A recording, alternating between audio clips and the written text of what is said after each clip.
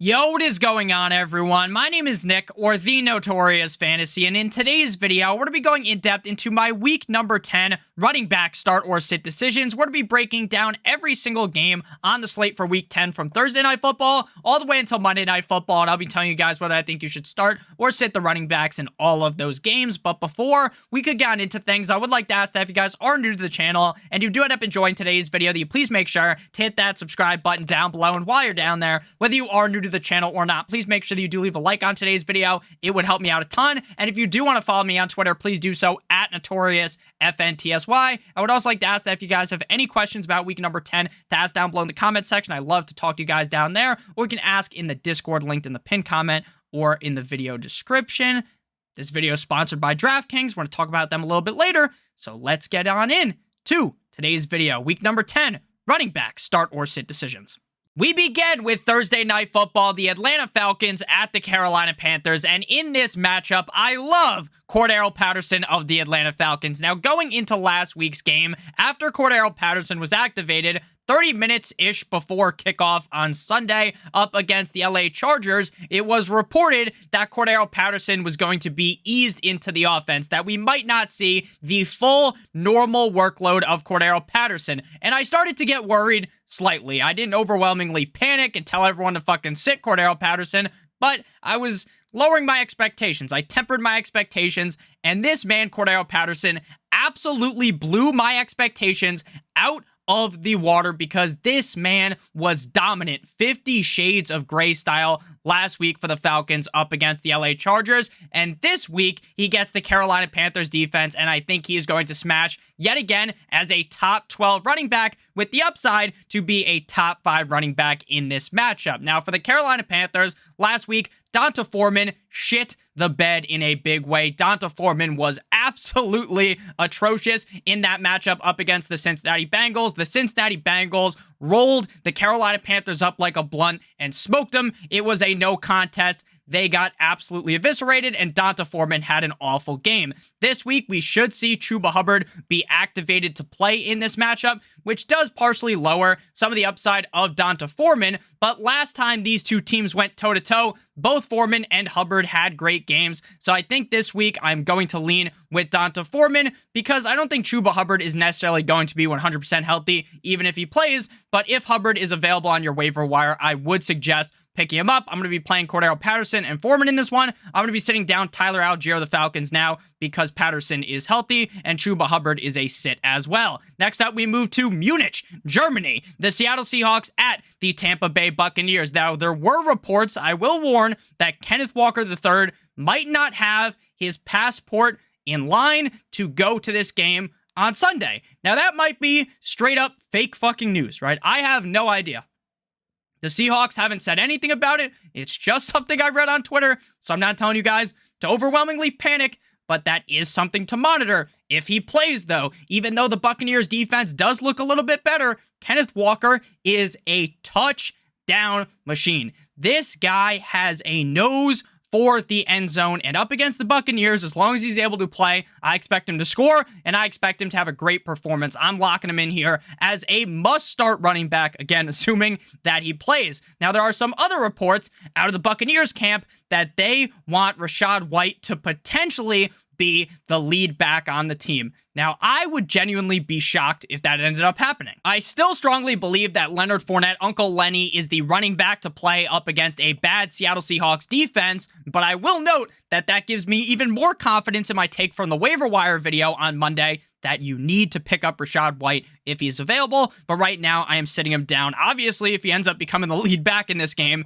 then going forward, you're going to want to start him. Travis Homer, DJ Dallas, these other Seattle running backs are sits. Next up, we move to the Minnesota Vikings at the no one circles the wagons like the Buffalo Bills. Now, right now, as I'm recording this on Tuesday night, I still have zero idea on if Josh Allen is going to end up playing football on Sunday. I would say that based upon what I've read, there's really no conclusive evidence either way. There's some people that are saying, oh, this motherfucker is going to be out for like 4 or 5 weeks. There's some people that are saying he's going to be perfectly fine. And then there's some people saying that he might just miss this week. So The evidence is really up in the air. We really have no idea. It does appear that head coach Sean McDermott tomorrow on Wednesday is going to tell us at his press conference if Josh Allen is going to get the nod or not to play on Sunday. So we shall see.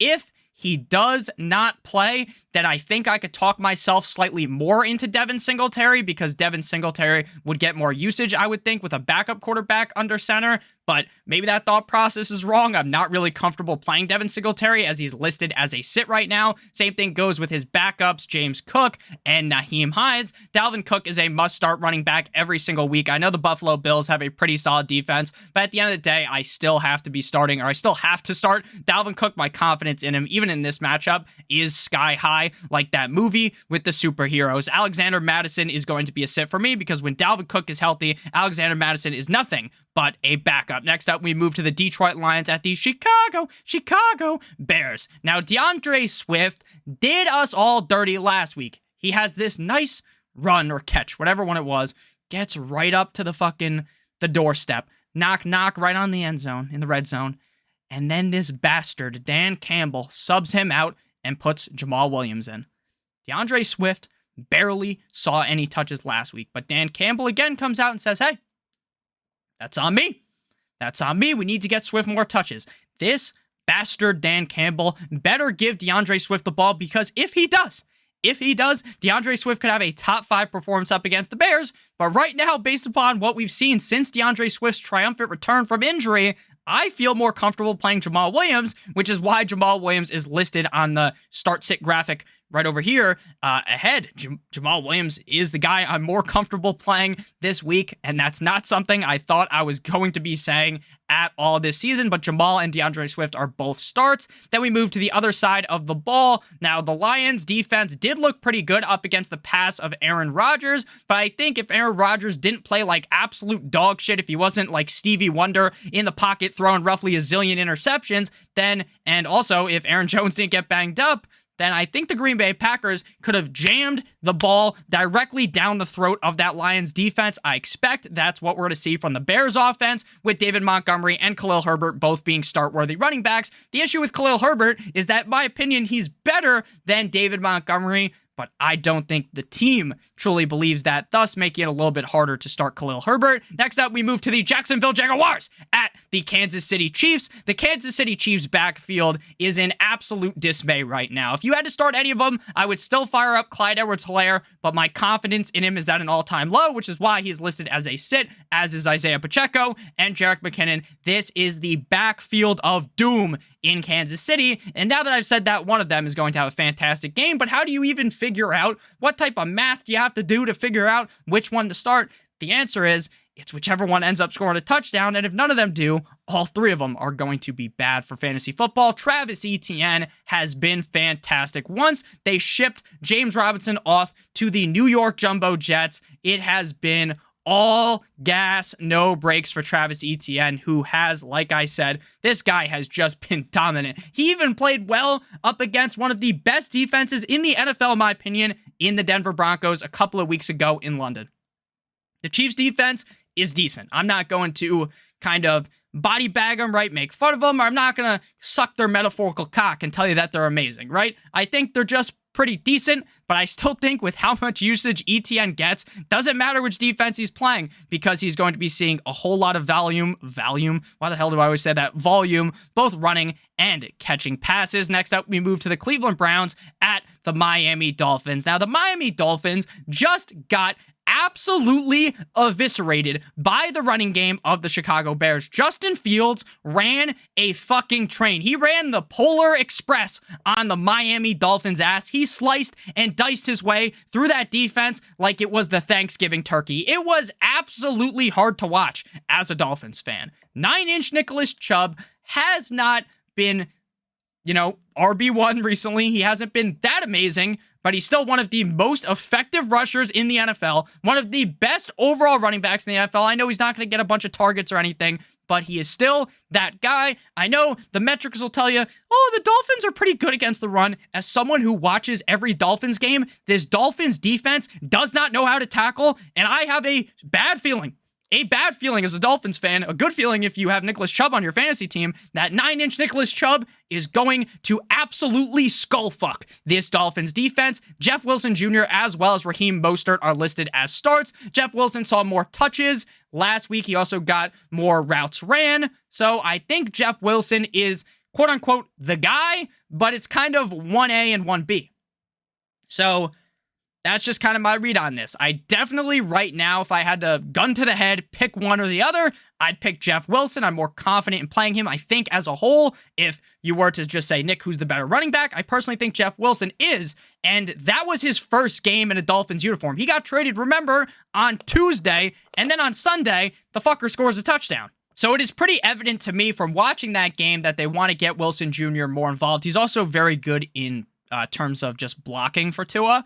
But again, Mostert is still really good. He still has big play upside. So I think they're both listed as starts. But if we're a couple of weeks from now and Wilson really takes over, which I think is possible, then Mostert will move back down to the sit column. Kareem Hunt has had one good game this season, and it was week fucking 1. Outside of that, he's been a disaster. So we're just going to leave him on the bench. Next up, we got the Houston Texans at the New York Football Giants. But before we break this game down from the running back position, I would like to give you guys a quick word for our friends, our sponsor over at, you guessed it, DraftKings Sportsbook. They've been on your screen this whole entire video. If you're a brand new user to BetMGM and you click on the link in the video description down below or in the pinned comment, you got to be a brand new user and you bet $5 on any sport pre-game money line, you will receive $200 in free bets if your bet wins on DraftKings Sportsbook. Now, again, if your bet wins, your bet needs to win. So in my opinion, instead of just betting on the NFL where, crazy shit can happen, now crazy things can happen in any sport,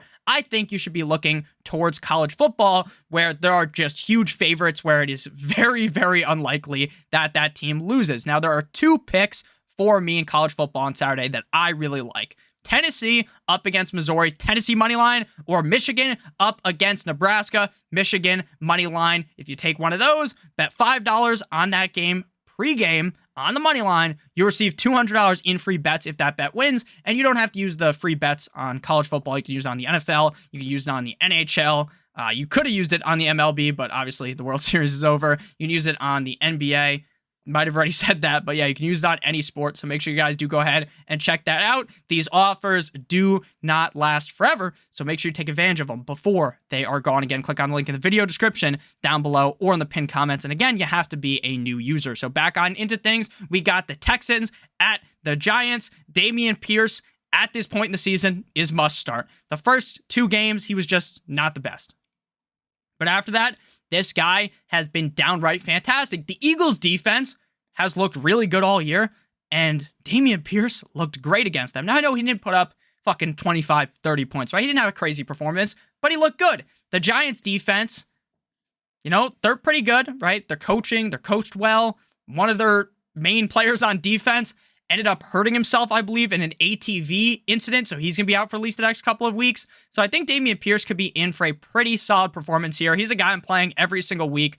He obviously doesn't catch like a million balls every game, but he's still relatively safe. Saquon Barkley's must start, obviously. This guy hopped in the fucking time machine for the season, sent it back a couple of years ago, because this man is putting up Saquon Barkley numbers from the past, right? The last couple of years, last 2 years, it's been bad. But this year, he really has been playing at an incredible level. The Texans defense gets absolutely skull-fucked. They get fucking raw-dogged by running backs that are as talented as guys like Saquon Barkley. So don't be surprised even a little bit if Saquon Barkley scores like 30-plus points in this matchup. The other running backs here, Sexy Rexy Burkhead is a sit, as is Matt Breida. Next up, we move to the New Orleans Saints at the Pittsburgh Steelers. Kamara did not have all that great of a game last week in that primetime matchup up against the Ravens. I suspect, though, this week he will hop back on the saddle and have a better game.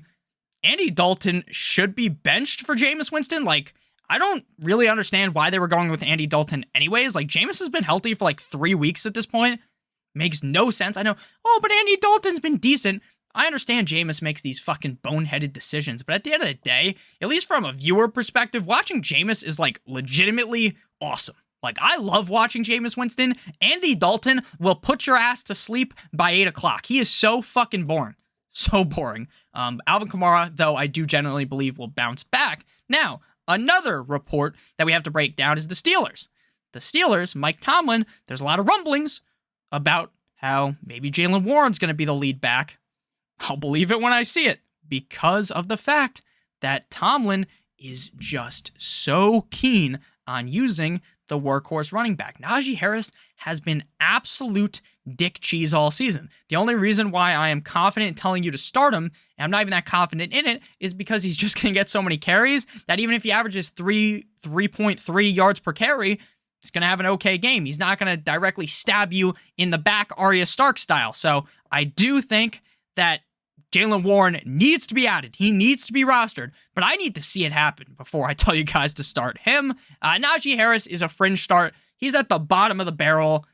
There's people on bye this week, right? We have a couple of teams on bye, the Ravens, the Bengals, the Patriots, the Jets. So you might have to force yourself into playing Najee Harris, but in most situations, you want to stay clear of him. Next up, we move to the Denver Broncos at the Le Titans. Derrick Henry is just the Titans offense. There is no other way to word it. They don't throw the ball at all, unless Tannehill's there with Malik Willis. Maybe Malik Willis plays again. The Broncos defense is incredibly stout. I talked about that earlier when we were talking about Travis Etienne, but in reality, you're never fucking benching Derrick Henry. Derrick Henry is the offense. Derrick Henry puts the team on his back. So while he might not be running back 3 or something this week, while he might not have the biggest game, he still has that upside, even up against a tough defense. His backup, Dontrell Hilliard, they have a couple of backups, will be sits. The Broncos, if you're at a pinch, I could see yourself starting Melvin Gordon, but it's like basically a 50-50 split with Gordon and Murray, and now Chase Edmonds is there,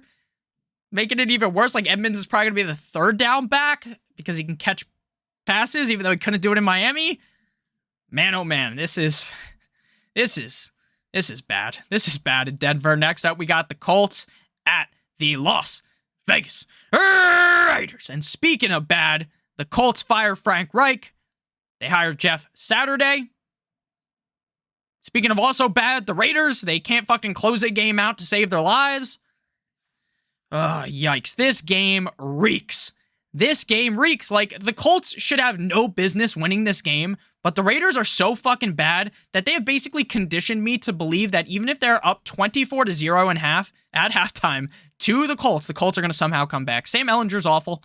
Jonathan Taylor missed last week. Will he play this week? I don't know. If he does play, I'm going to play him, but my belief in Jonathan Taylor is at an all-time low. Jonathan Taylor has been bad this season, and I'm not saying it's his fault. It's the offensive line, it's the play calling. There's a lot of shit that has gone wrong.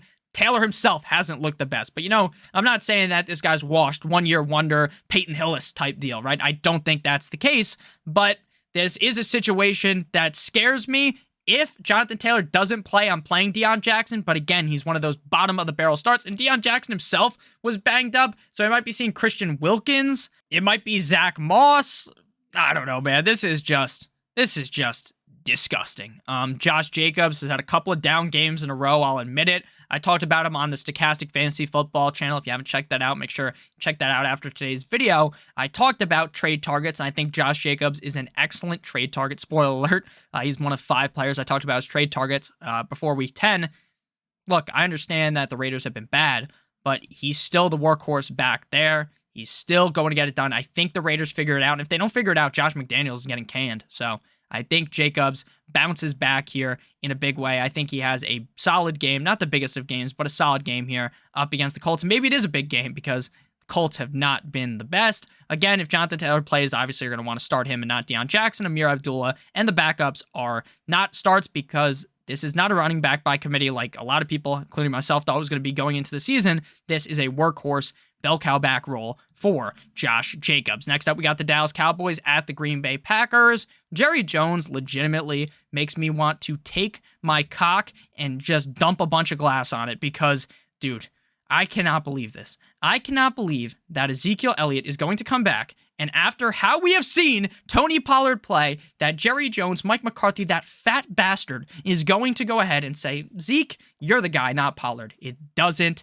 make sense. Ezekiel Elliott runs like he's stuck in molasses. He runs at the speed that tortoises have intercourse. It is extremely slow. Tony Pollard goes at the speed of a fucking, what are those called?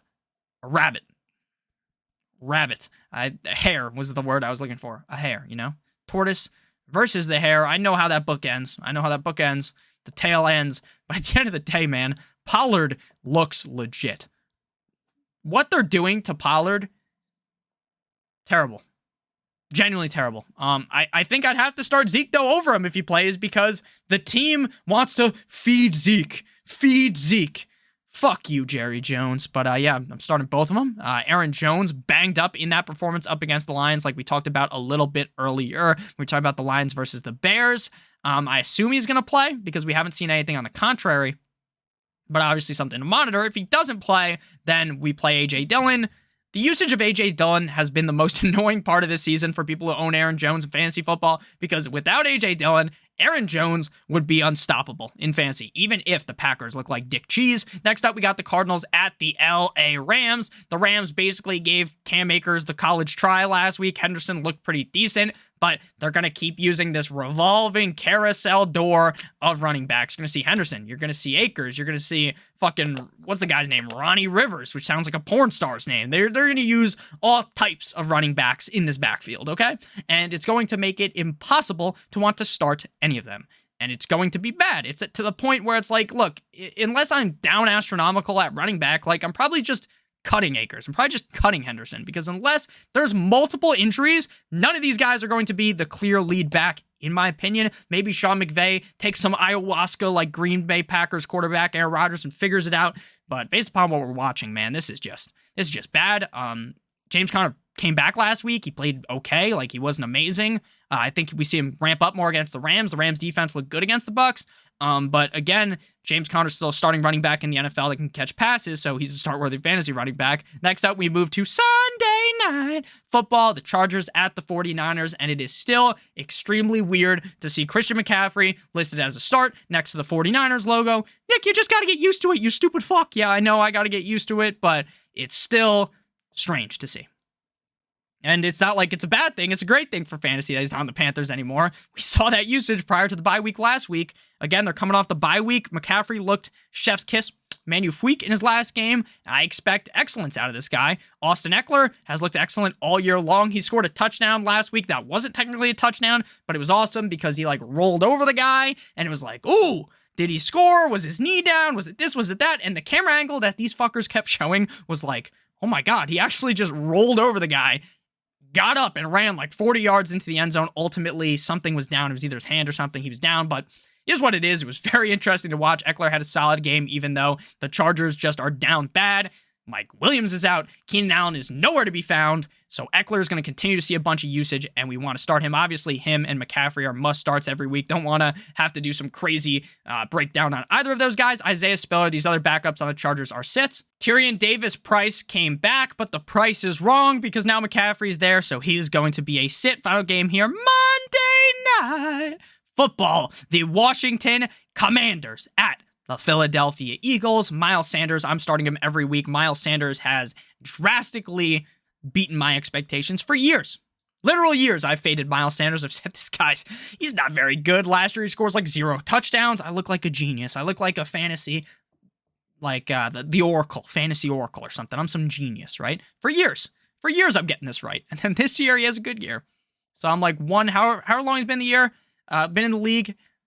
Except for this year, I've been correct on him. So at least that's good on the track record. But this year, he's been great. I'll give him his credit.